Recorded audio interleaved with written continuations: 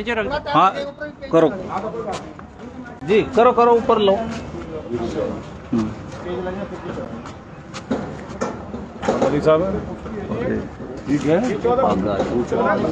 ठीक है साहब। देखिए, आज हम गाजीपुर बॉर्डर से लाइव हैं और हमारे साथ में है चौधरी राकेश टिकैत जी, तेजिंदर विर्क साहब हैं, मान साहब हैं और तमाम कार्यकर्ता जो सेवा कर रहे हैं टेंट बनाने की। और ये बड़ा दुखद विषय है कि पिछले 6 माह से किसान यहाँ पे बैठे हुए हैं और आज ये तीसरा या चौथा नंबर है जो तूफान से बार बार मोर्चा तहस नहस हो जाता है। किसानों को काफ़ी वहन करना पड़ता है, मदद मांगनी पड़ती है, लेकिन एक सरकार है कि सरकार को शर्म ही नहीं आती। आज आप देख सकते हैं कि टिकैत साहब खुद, क्योंकि यहाँ पे मजदूरी और लेबर से कोई काम नहीं कराया जाता, विर्क साहब हैं, टिकैत साहब हैं और तमाम कार्यकर्ता हैं आपके सामने हैं जो खुद जो है टीन चढ़ाने का कार्य कर रहे हैं। इसी विषय पे हम आज टिकैत साहब से और दूसरे लोगों से भी बात करेंगे। टिकैत साहब, संयुक्त किसान मोर्चा के फेसबुक पेज पर आपका स्वागत है और आपसे एक सवाल है कि ये आज 5 या 6 बार का विषय है कि बार बार जो है बारिश होती है, बारिश में जो है टेंट फट जाते हैं, पानी बह जाता है और तमाम दिक्कत और परेशानी का सामना किसानों को करना पड़ता है। तो इस पर आप क्या कहना चाहेंगे? इस नुकसान का जिम्मेदार कौन है या सरकार की हठधर्मी है? चौधरी टिकैत साहब, इस नुकसान का जिम्मेदार तो सरकार है, उसकी हठधर्मी है पूरी। और इस तरफ देखोगे ये कंस्ट्रक्शन हो रही, एक इधर हो रही जो कच्ची कंस्ट्रक्शन है, ये घुमाओगे ये वाली, ये ऊपर ये काम कर रहे, ये पूरे मोर्चे बहुत टूट गए। एक तूफान आएगा तो कई लाख रुपए का नुकसान होता है, बांस का, लेबर का, इनका सब चीजों का। और ये पक्की करनी पड़ेगी क्योंकि बरसात होगी, बरसात में ये नहीं रुक रही, इसका बड़ा नुकसान हो रहा। तो एक बार ये डाल देंगे, फिर जब जाएंगे यहाँ से मोर्चा जब जाएगा तो कहीं दूसरी जगह काम आ जाएगी। तो उधर के पन्नी और वो तिरपालें फटती है तो वो कहीं काम नहीं आती।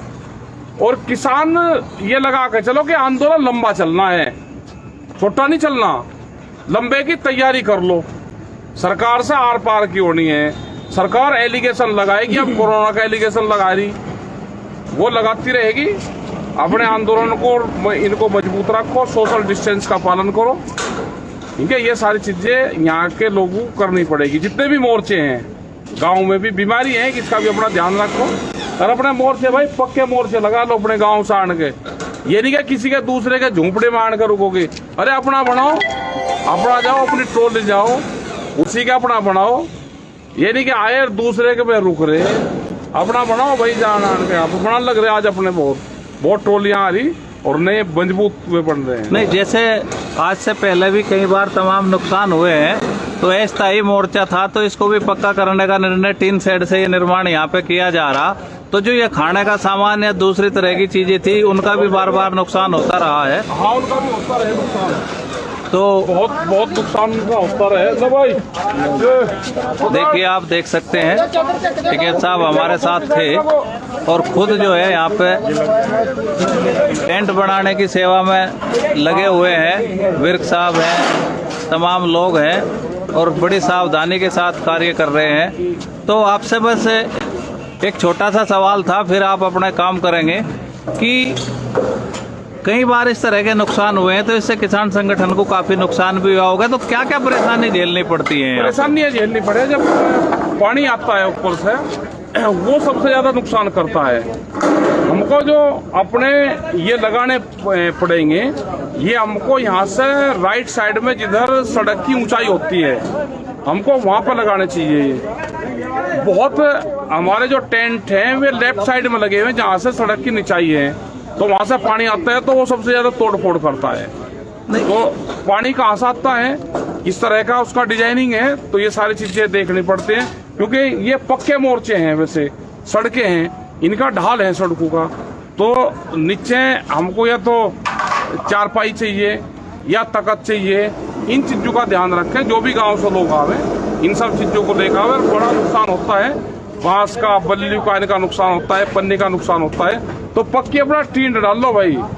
ये हो सकता है कि मई 2024 तक आंदोलन चले।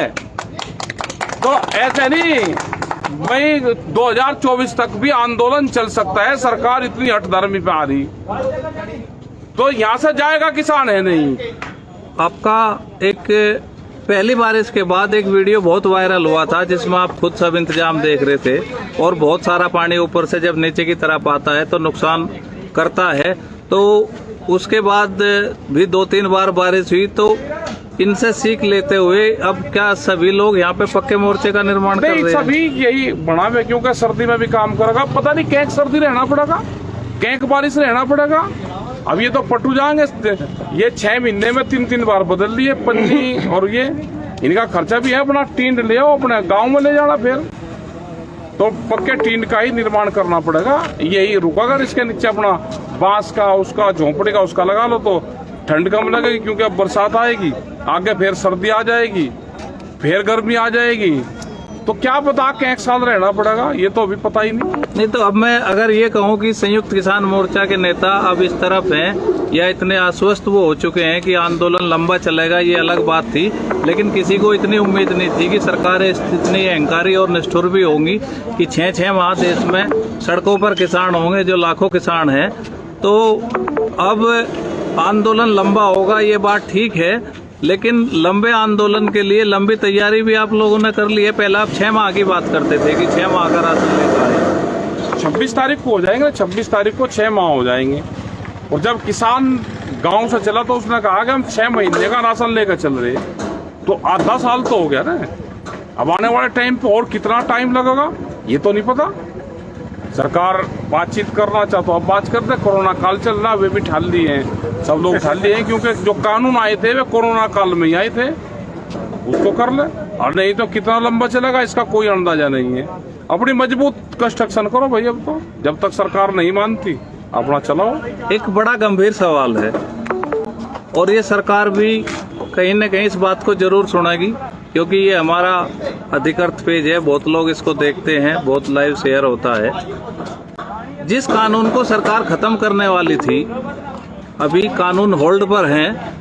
जिन तीनों कानून में संशोधन किया था, आज उसी कानून से, जिस कानून को खराब बताते थे, सरकार ने आशंका जाहिर की है कि दालों का स्टॉक हो सकता है, जमाखोरी हो सकती है, और उसी कानून के तहत ऑर्डर निकाला है। तो जो किसानों की आशंकाएं थी वो सच साबित हुई। इस पर भी आप कुछ कहना चाहेंगे? सच तो साबित होगी, जब कानून बना दिया तो जो बड़े घराने हैं तो स्टॉक करेंगे, और वो फिर महंगे रेट में बेचेंगे।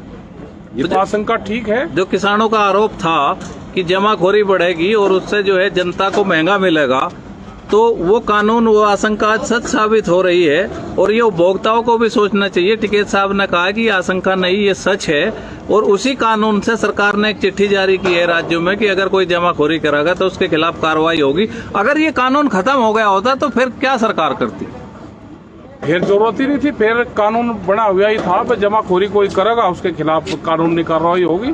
अब ये कौन से उससे करेंगे कानूनी उससे, क्योंकि जब कानून बना दिया अभी तो होल्ड पे है, और उसके बाद भी जमाखोरी हो रही है।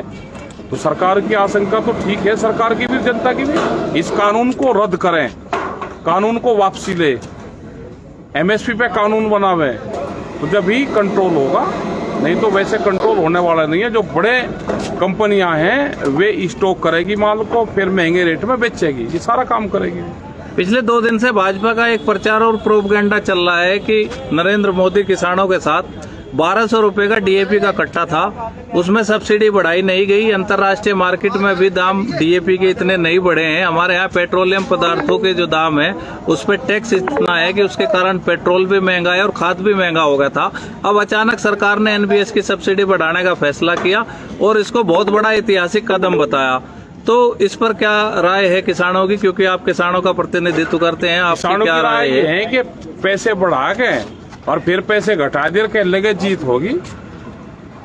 भाई किसान का 1200 रुपए का कट्टा 1900 कर फिर वापसी 1200 का कर दिया तो जीत होगी। वो 1200 से कितने कम हो रहे, तो उसमें सोच सकते हैं कि भाई हाँ इन्होंने ठीक काम करा। वही 1200 की चीज फिर 1900 का कर फिर 1200 का कर दिया, तो ऐसे नहीं होता ना, इससे तो नुकसान किसानों को होता है। पिछले साल कोरोना काल में आपकी एक बैठक हुई थी, वर्चुअल बैठक, रासायनिक एवं उर्वरक मंत्री के साथ, मेरे ध्यान है इन्हीं दिनों की बात थी। और आपने एक डायरेक्ट सब्सिडी का सवाल उठाया था, और वो बहुत साल पहले फैसला भी हो चुका कि जो सब्सिडी किसानों को देती है, जैसे 40,000 से अधिक करोड़ से अभी ये सब्सिडी बढ़ा के ये कंपनियों के खाते में जाएगा, तो किसान संगठनों की हमेशा एक मांग रही है कि किसानों को सीधा पैसा दिया जाए। तो उस पर आप क्या कहना चाहेंगे? सीधा और ट्रायल का है ना कि भाई आप उसको करो, और जितनी भी सब्सिडी थी, सबसे ज्यादा सब्सिडी जिस हिसाब से महंगाई बढ़ती है उसी हिसाब से सब्सिडी बढ़ाओ और वो सीधा डायरेक्ट किसानों को दो, तो उससे किसानों को लाभ होगा, उससे तो कहीं जाएगा तो कंपनी को लाभ होगा। कहीं ना कहीं फर्टिलाइजर्स कंपनियों को लाभ की वजह से उसको किसान को नहीं दिया जा रहा। लाभ फर्टिलाइजर कंपनी को होता है, उत्पादन कम होता है और दिखा जाता है, और पूर्ण रूप से सब्सिडी का बड़ा खेल देश में है। 2 कंपनियां सब्सिडी के खेल में, अभी सीबीआई ने एक केस दर्ज किया है, एक आईपीएल है, उसके एमडी है गहलोत, उनके खिलाफ भी कार्रवाई हुई है और उन पर आरोप ये है कि उन्होंने महंगे उर्वरक जो है आयात किए हैं। तो ये जो सब्सिडी का खेल है ये भी खुलने लगा, तो क्या इस मांग को आप और मजबूत तरीके से उठाएंगे? मजबूत तरीके से करेंगे पूर्ण रूप से। जो डायरेक्ट सब्सिडी है वो कॉन्सेप्ट आना चाहिए, नहीं तो ये कंपनियां पूरा जो किसान की सब्सिडी है वो भी खाएगी और कंपनी के खाते में जाएगा। आपने जो समय दिया उसके लिए टिकैत साहब आपका धन्यवाद।